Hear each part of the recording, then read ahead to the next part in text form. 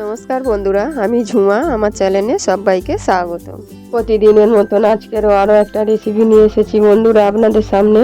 রেসিপিটি হলো পনিরের দুর্দান্ত একটা রেসিপি, নিরামিষ। তা আমি কিভাবে বানিয়েছি আপনাদের সঙ্গে শেয়ার করেছি। আপনারা প্রথম থেকে শেষ অবধি ভিডিওটি দেখবেন বন্ধুরা। দেখে যদি ভালো লাগে তা লাইক, শেয়ার, কমেন্ট করতে ভুলবেন না। এখানে আমার কিছু পনির আছে, 250 থেকে 300 হবে। এটা হাতে বানানো পনির, বাড়িতে আমি বানিয়েছি ছানা কাটিয়ে। এখানে আমি নুন মাখিয়ে নেব পনিরটাতে। নুন মাখিয়ে আমি 5 মিনিট রেখে দেবো। ভালো করে মাখিয়ে নিয়েছি, আমি রেখে দেবো 5 মিনিট। আমি একটা মশলা তৈরি করে নেব। এখানে আমি পোস্ত দেব, 3 চামচ পোস্ত দেবো। আমি পোস্তটা আগে শুকনো ঘুরিয়ে নেব ভালো করে। পোস্তটা কিন্তু ভালো করে চেলে নিয়েছি। পোস্তটা আমি আগে শুকনো ঘুরিয়ে নিয়েছি। নেওয়ার পর আমি অল্প একটু নারকেল দেব, একটা টমেটো দেব, দিয়ে আবার আমি ভালো করে মিহি করে বেটে নেব। আমি টমেটো আর নারকেলটা দিয়েছি, দিয়ে ভালো করে মিহি করে বেটে নেব। মিহি করে আমি বেটে নিয়েছি দেখুন বন্ধুরা।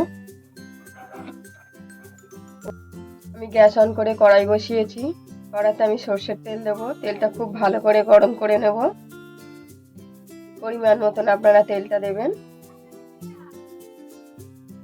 তেল আমার ভালো মতন গরম হয়ে গেছে। তেলটাকে ভালো করে আমি কড়ার গায়ে লাগিয়ে নেব। যে পনিরটা আমি নুন মেখে রেখেছিলাম, পনিরটা এবার হালকা করে ভেজে নেব।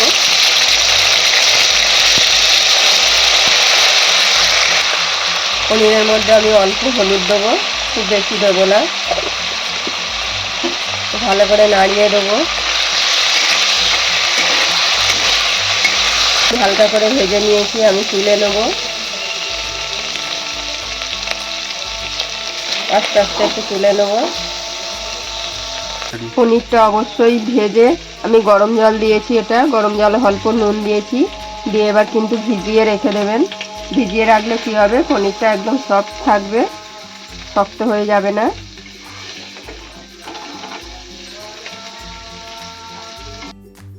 আবার গ্যাস অন করে বসিয়ে দিয়েছি আমি কড়াইতে আমি তেল দেবো পরিমাণ মতন। গ্যাসটা আমি এখন কমিয়ে দিয়েছি, তেলটা খুব ভালো করে গরম হবে।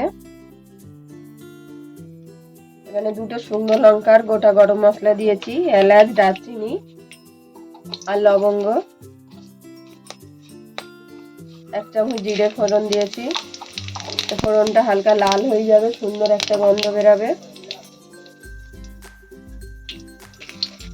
ফোড়নটা আমার হয়ে গেছে।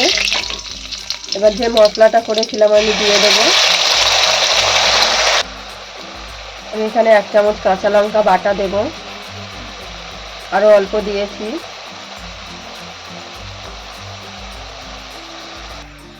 এখানে আমি 1 চামচ ঝাল লঙ্কার গুঁড়ো দিয়েছি।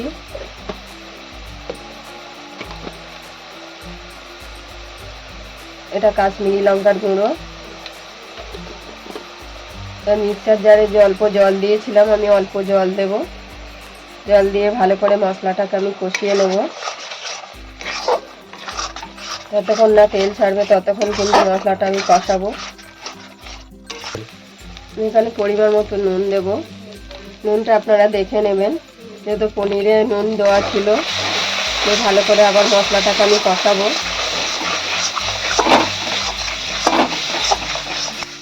মশলাটা আমার কষানো হয়ে গেছে। আর পনিরটা আমি যে জলে ভিজিয়ে রেখেছিলাম সেই জলটাই দেব।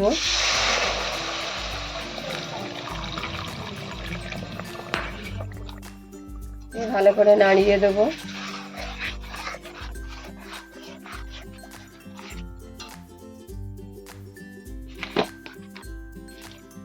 পরিমাণ মতন মিষ্টি দেবো।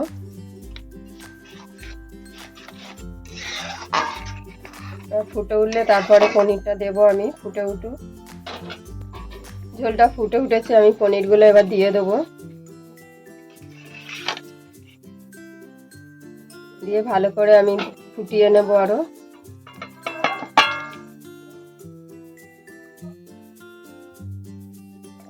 আমার রান্না একদম কমপ্লিট। আমার রান্না একদম হয়ে গেছে। পনিরের তরকারি সব শেষে আমি গরম মশলা দেব। গরম গরম পরিবেশন করতে পারেন। আমি 1 চামচ ঘি দেবো। বন্ধুরা, আমার এই রেসিপিটি কেমন হয়েছে অবশ্যই কমেন্টে জানাবেন। আপনারাও এইভাবে বাড়িতে বানিয়ে খেয়ে দেখুন, আশা করি আপনাদেরও ভালো লাগবে। আর ভালো লাগলে বন্ধুরা একটা লাইক, শেয়ার, কমেন্ট করতে ভুলবেন না।